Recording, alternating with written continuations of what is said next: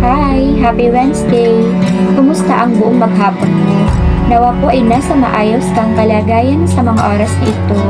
Kung ako naman ang tatanungin mo, well, I'm doing fine. Sa mga oras po ito ay isang tula na punong-puno po ng moral lessons at talaga namang very uplifting po ang mensahe nito.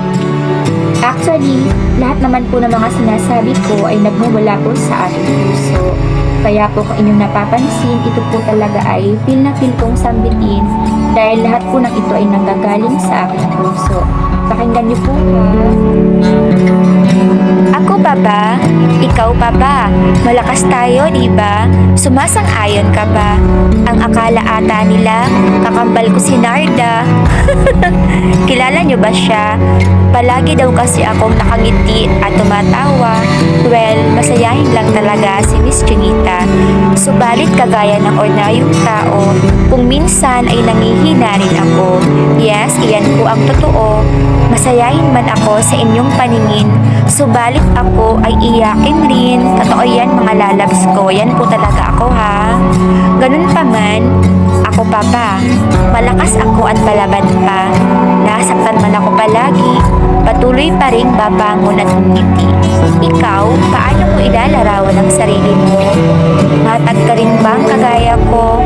Huwag kang magpapatalo. Palagi mong lakasan ang loob mo. Sapagkat anuman ang mangyari, tayo ay may kakampi. Palagi siya sa ating tabi, nakaalalay sa atin sa bawat sandali. Moral lesson, palaging nating tatandaan, sa ating mga kamay ay palaging may handang humawak, diba? Lagi lang siyang nakaalalay, lagi lang siyang nakamasid sa ating lahat. Yan po ang palagi nating tatandaan. Ako mga lalabs ko, napakarami ko na rin pong mga pinagdaanan sa buhay. Pero walang-wala sa plano ko ang sumuko.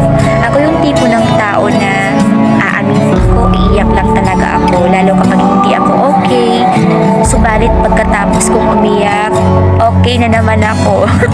Lilipad na parang agila, talaga namang back to zero ulit at handa nang harapin ang mundo.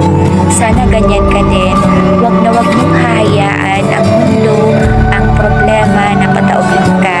Sa halip, kailangan sabihin mo sa iyong sarili, ako pa ba? Matapang ata ako. Malakas ako. Kayang-kaya ko ito.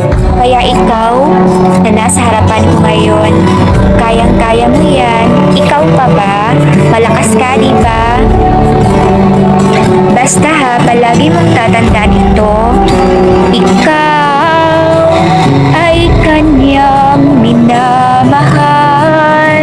Totoo yan, minamahal ka niya, minamahal niya ako, minamahal niya tayong lahat.